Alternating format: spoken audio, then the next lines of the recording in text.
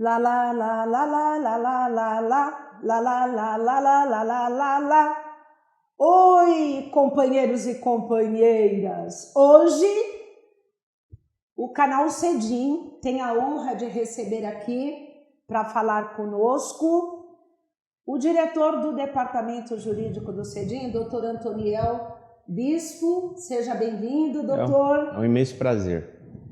Então, nós o convidamos hoje para falar sobre uma importante vitória que o Cedim teve no Judiciário, que foi a suspensão, gente, da Lei 17.576, de 20 de julho deste ano, lei aprovada a toque de caixa, como sempre são essas leis na Câmara Municipal, que o prefeito, a pedido da Secretaria Municipal de Educação, criou 15 cargos para o gabinete do secretário, né, de Educação, com super salários.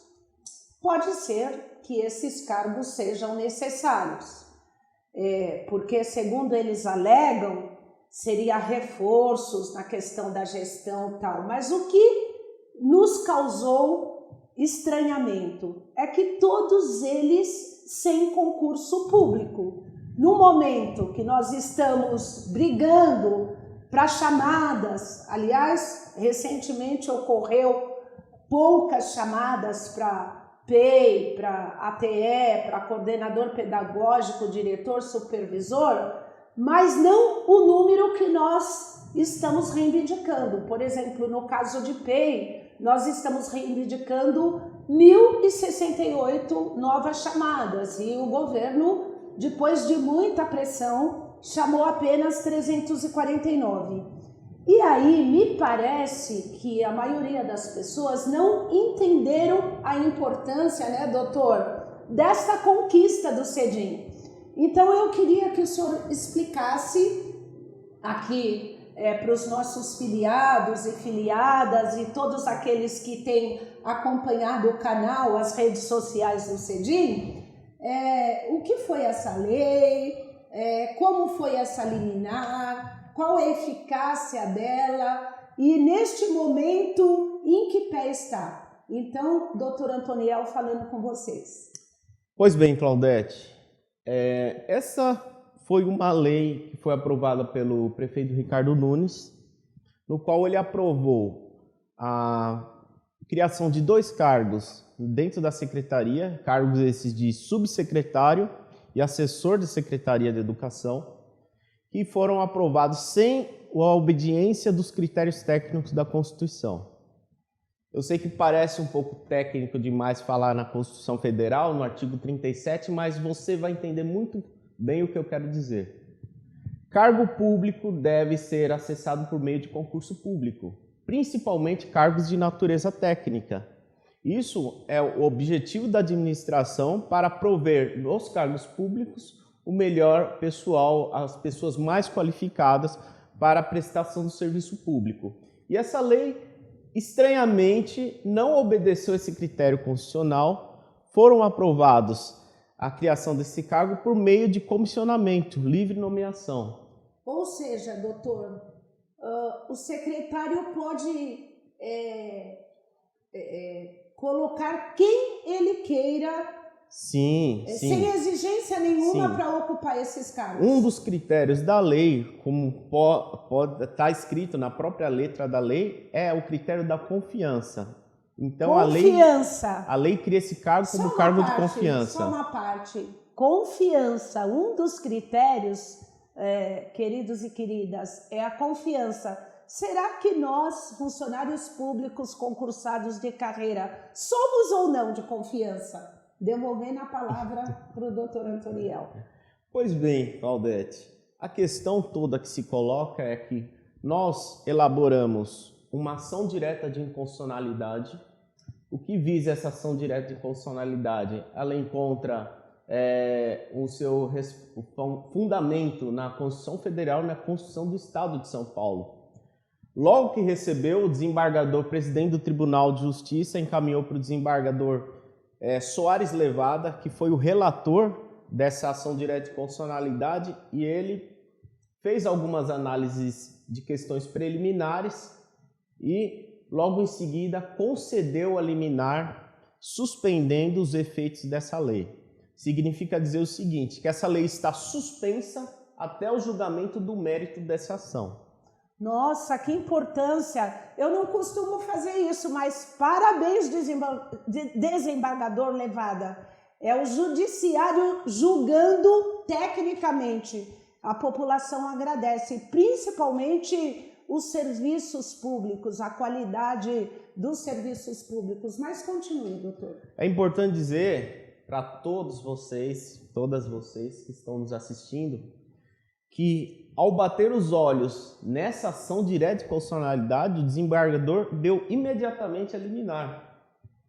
Tá certo que houve algumas questões de natureza técnica que foram resolvidas imediatamente, mas assim que ele leu a liminar, ele já entendeu a necessidade, leu a lei, leu a ação, ele já entendeu a necessidade de conceder a liminar. Por quê? Não significa que essa lei seja inconstitucional no julgamento final. Significa que eles vão analisar, mas as evidências demonstram que ela é absolutamente inconstitucional, razão pela qual a liminar foi concedida. Doutor, fala aqui para o nosso público, para que se tenha uma maior compreensão, enquanto estiver valendo essa liminar, o secretário municipal de educação não pode nomear ninguém para esses cargos, que são quantos mesmos? São 15 cargos, 15 de livre nomeação. Livre nomeação. O senhor poderia falar para a gente a média dos salários desses cargos? Os salários são altos, são subsídios que variam entre R$11 mil, 10 mil e alguma coisa, até R$13.500. Nossa, um bom salário, né? Um excelente salário. Se compararmos ao piso salarial da educação, e nem vou falar do piso do quadro de apoio da educação, e assim de livre provimento, ou seja, sou de confiança do titular da pasta, eu posso estar nesse cargo. Agora, o que eu também queria, para a gente encaminhar aí para a finalização desse nosso encontro, que o senhor traçasse um paralelo dessa tentativa do prefeito de criar esses cargos e eles serem providos sem ser de concurso público, com essa PEC que está tramitando, que é a PEC 32 da reforma administrativa. Claro, a minha formação não é do meio jurídico, mas olhando assim por cima e analisando a PEC 32, a impressão que eu tenho é que se tenha uma tentativa de antecipar questões que estão no bojo da reforma administrativa. O senhor poderia traçar esse comparativo de uma forma assim... bem simples, né? Bem simples, para que o nosso público possa entender? Claudete, é o seguinte, nós vemos no projeto da emenda constitucional 32, a PEC 32, que trata da reforma administrativa, está tramitando hoje no Congresso Nacional, e a preocupação que nos traz é o seguinte, essa PEC, ela traz no bojo dela o fim do regime jurídico único. O regime jurídico único é que estabelece o regime estatutário para os servidores públicos de todo o Brasil. E é justamente o acesso ao cargo público por meio de concurso público que faz a aferição da qualidade do candidato que vai acessar ao cargo público para prover esse cargo público dos melhores profissionais possíveis. Com o fim do regime jurídico único que está previsto na PEC, a administração pública vai poder contratar por outros meios, inclusive por meio terceirizado. Vai, inclusive, franquear o livre provimento para vários cargos da administração pública. Isso é muito preocupante. E na área da educação? Principalmente. E muito nos preocupa que essa iniciativa da Lei 17.576 de 2021, que foi suspensa agora pelo Tribunal de Justiça, não é uma iniciativa única. A gente vê um paralelo também com um projeto de lei do Estado, do governador do Estado, João Dória, que está agora... João Trabalhador. Pois é. Ele tá me desculpe, mas é importante, aquele que quando foi candidato disse que teve, quando criança, até a conta de luz cortada, porque a mãe passava dificuldades e ele trabalhava para sustentar a casa, mas ele não disse que na época ele já era filho de deputado federal. Pois é.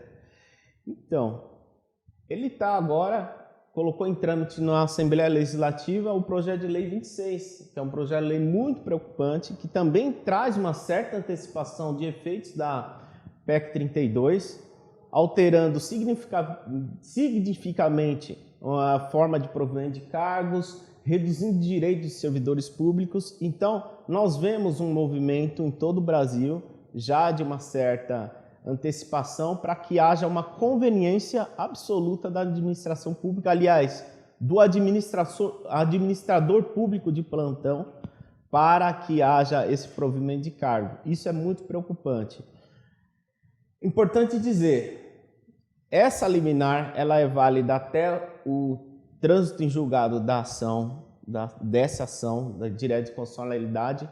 Seria muito impreciso dizer aqui quanto tempo ela vai levar para ser julgada, mas ela vai ser colocada a julgamento, possivelmente com essa questão do tribunal fazer os julgamentos por meio virtual, porque os desembargadores não estão indo presencialmente. Os desembargadores não estão presencial? Não. Continuam em home office? Continuam todos em home office. Doutor, eu queria só aproveitar esse momento para perguntar o seguinte, não é uma contradição, porque o CEDIM entrou com vários pedidos de liminares para garantir a continuidade de home office enquanto todos não tivessem concluído a vacinação e as crianças. E nós ganhamos e o prefeito derrubou. Mas o senhor está me dizendo que o judiciário continua em home office? Pois é, então, é uma situação bastante delicada. Eu acredito até tem uma certa incoerência nessa situação, porque justamente eu estava presente virtualmente, numa sessão virtual do Tribunal de Justiça, aliás, do órgão especial do Tribunal de Justiça. O órgão especial é o órgão do tribunal que reúne os 25 desembargadores mais antigos da corte. Então, eles fizeram uma sessão administrativa no qual eles decidiram que juízes de todo o estado de São Paulo, vinculados ao Tribunal de Justiça, vão permanecer julgando em home office, em teletrabalho. Os desembargadores, inclusive, devido à pandemia. No entanto, naquela mesma sessão, os desembargadores decidiram que os professores devem continuar o seu trabalho presencialmente, na mesma sessão. Então, foi uma coisa que nos causou uma... Estresse. Exatamente, a gente ficou bastante perplexo, né? Porque uma situação como essa, você vê uma pandemia que ainda não existe um limite seguro, né, para a pandemia.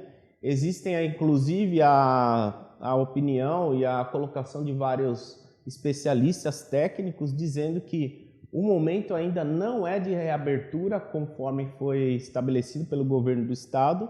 No entanto, os professores foram obrigados a retomar as aulas presenciais, as atividades presenciais, com o aval do Tribunal de Justiça.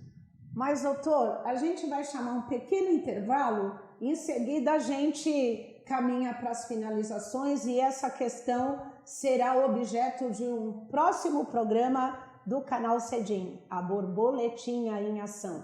Então, vamos lá, para o intervalo. Gente, vocês não sabem o quão será fantástico o congresso do CEDIM desse ano. Estamos indo para o 17º congresso. Sabe qual é o nome? O tema do nosso congresso esse ano? A educação infantil no planeta vírus.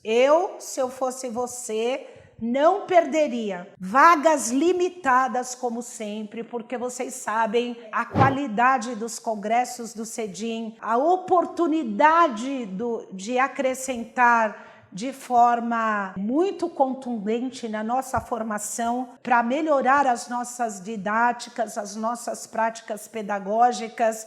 Então, este ano está imperdível. Venham nessa viagem conosco.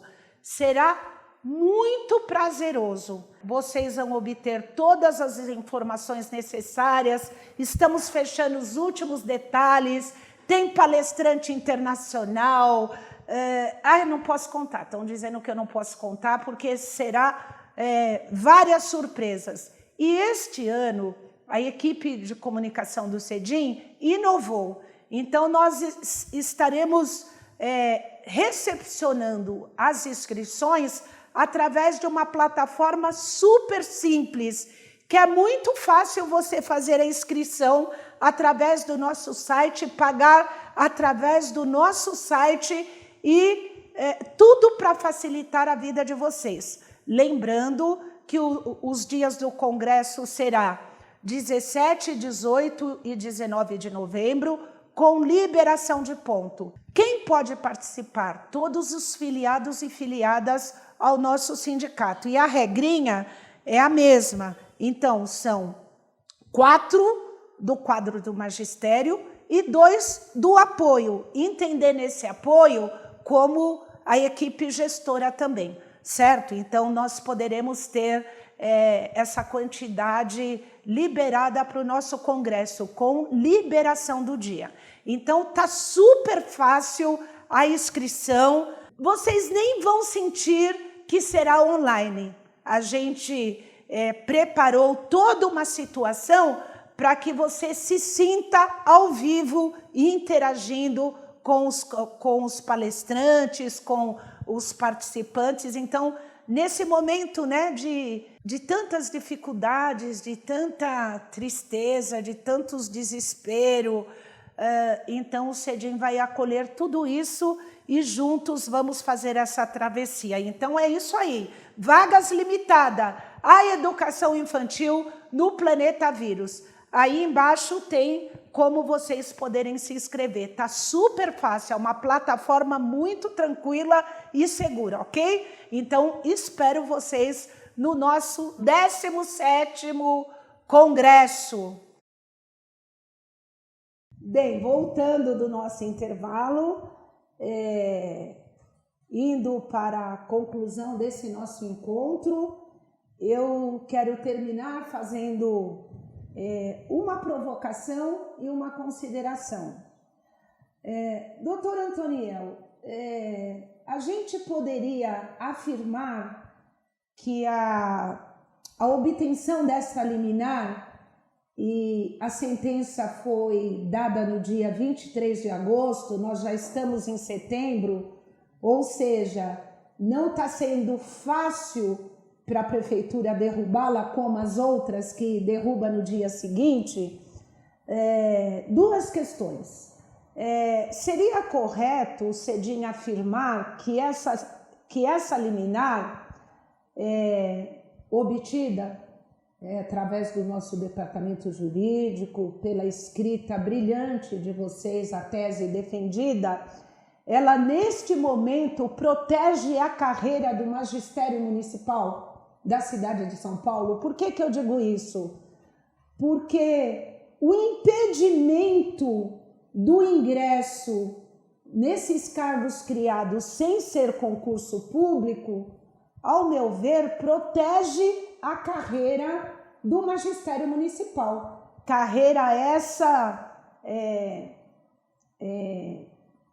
criada na época dos governos do PT, da Luiza Erundina, né?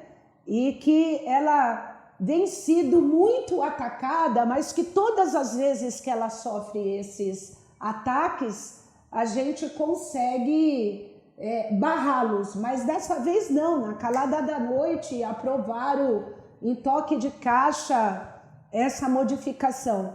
Então é correto afirmar que essa liminar do CEDIM protege a carreira do magistério municipal? Isso é uma coisa.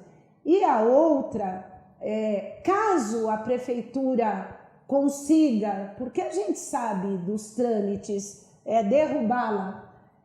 Ainda cabe recurso da nossa parte, então eu gostaria que o senhor tecesse seus comentários sobre isso.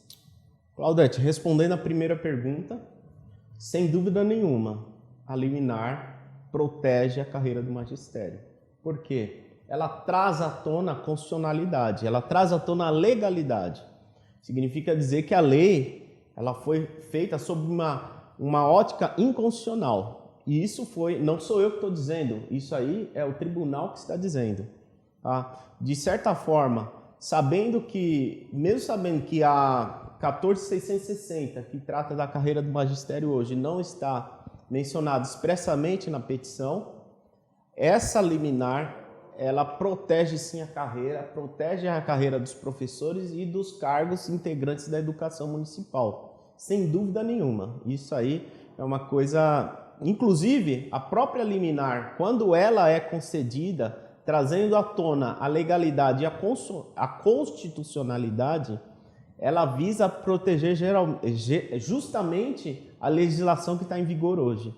Então, não tenha dúvida que ela protege a carreira do magistério e ela tem essa ótica porque a lei que criou a carreira do magistério, a gente remonta aí a 1992, depois a reestruturação em 2007, ela foi objeto de grande discussão, né? Ela não foi objeto de um livre-arbítrio do administrador. Eu lembro que eu estava na Câmara como vereadora, eu fui relatora da reestruturação do magistério e, por vezes, eu tinha que participar de reuniões que varavam as madrugadas com todos os sindicatos e representantes do CEDIM, que eu estava licenciada na condição de vereadora, e foram debates assim de dias, varando madrugadas na Secretaria Municipal de Educação. Um efeito importante dessa liminar é o aspecto pedagógico dela. Qual é o recado que o tribunal dá para a administração, para o prefeito do município? Não se muda, não se cria leis assim ao livre-arbítrio, com cargos ao livre-arbítrio. Uma lei tem que passar pela Câmara, a criação de cargos é de iniciativa do Executivo, tem que passar e ser discutida na Câmara Municipal, mas não pode jogar o arbítrio da nomeação para o administrador público pela natureza do cargo. Tá? Existem cargos que podem ser de livre provimento, a lei prevê isso, a própria Constituição estabelece isso. Mas a natureza do cargo define. E esses cargos são de natureza técnica. Natureza técnica. Então, cargos de natureza técnica são de provimento por meio de concurso público. Agora, respondendo à segunda pergunta que a senhora fez sobre o fato, a possibilidade dessa liminar ser cassada pelo Tribunal de Justiça. O que ocorre? Nós sabemos que a decisão que o desembargador Soares Levada deu, ela é estritamente técnica, é uma decisão bastante fundamentada, com firme fundamento na Constituição Federal. No entanto, não podemos dizer que essa liminar não pode ser cassada. Eventualmente ela pode ser cassada, não tenho dúvida de que o jurídico da Prefeitura, a Procuradoria, já está se movimentando para isso, para tentar a cassação dessa liminar. No entanto, caso seja cassada, ainda existem recursos hábeis para que essa decisão possa ser restaurada. Importante dizer, o fundamento principal, a ação que a gente ingressou, a ação direta com inconstitucionalidade, ela teve uma liminar concedida e ela vai ter uma decisão de mérito que vai ser analisada pelo colegiado do Tribunal de Justiça. Então, ainda ali, se a liminar for cassada nesse curso, até o julgamento final, a decisão ainda pode ser favorável à procedência da ação direta de inconstitucionalidade. Fora isso, cassação de liminar, existem recursos hábeis para que haja a restauração da decisão que foi cassada. Então, nós ainda temos um bom caminho a percorrer aí. Mas espero que ela não seja cassada, tem elemento suficiente para manter ela válida até o final da ação. Bem, Doutor Antoniel, muito obrigada pela presença aqui em nosso canal do Cedinho, canal da Borboletinha, que sempre está atenta, levando as notícias para a educação infantil. Eu queria reiterar nossos agradecimentos ao Tribunal de Justiça, que no momento de tantas desconfianças, dá uma liminar dessa, né? Ou seja, não está julgando como aquele tal juiz Sérgio Moro, né? Que teve todos os seus julgamentos anulados, né? Todas as suas sentenças anuladas. Então, a gente fica mais tranquila em saber que temos uma boa parte do setor do judiciário que julga tecnicamente. E para finalizar, eu quero ainda recorrer ao prefeito Ricardo Nunes. Ricardo Nunes, que foi vereador, eu também já fui vereadora, recentemente assumiu como prefeito. Abre o diálogo. Precisa desses cargos, prefeito? Encaminhe um novo projeto para a Câmara Municipal, criando-os através de concurso público. É esse o questionamento. E aí, nessa mesma proposta, o Cedinho sugere ao senhor que crie os cargos prometidos, inclusive em audiência pública, pelo senhor, quando vereador, que disse e afirmou, lembra-se, em audiências públicas, que todos os cargos dos 12 novos céus seriam supridos por funcionários de carreira. E a gente não está vendo isso. A promessa da criação necessária dos cargos de PEIs e outros, até hoje, nem está no papel.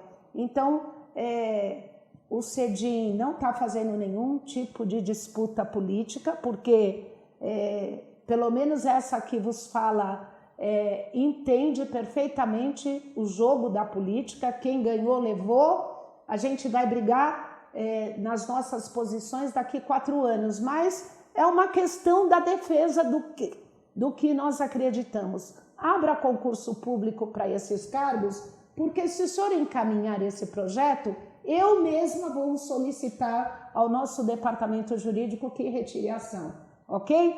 Então, por hoje é só. Não sei se vocês viram que eu iniciei com a música da Borboletinha. E por que eu a escolhi? Para desanuviar um pouquinho com vocês num momento tão difícil, porque é um clássico da educação infantil e é isso que vai marcar a abertura de todas as nossas comunicações. Plantão Cedim, canal Cedim, e eu espero que vocês estejam gostando. Doutor, mais uma vez, muitíssimo obrigado. Eu tenho certeza que todos os profissionais da educação da cidade de São Paulo te agradecem por esse feito, tá certo? Obrigado pela oportunidade de esclarecer essa questão aí que parece difícil, mas não é tão difícil. Explicando dá para compreender bem. Então, eu acho que foi muito bacana esse esclarecimento. Então, terminando, até a próxima oportunidade, onde nós traremos sempre assuntos pertinentes ao dia a dia dos educadores da cidade de São Paulo.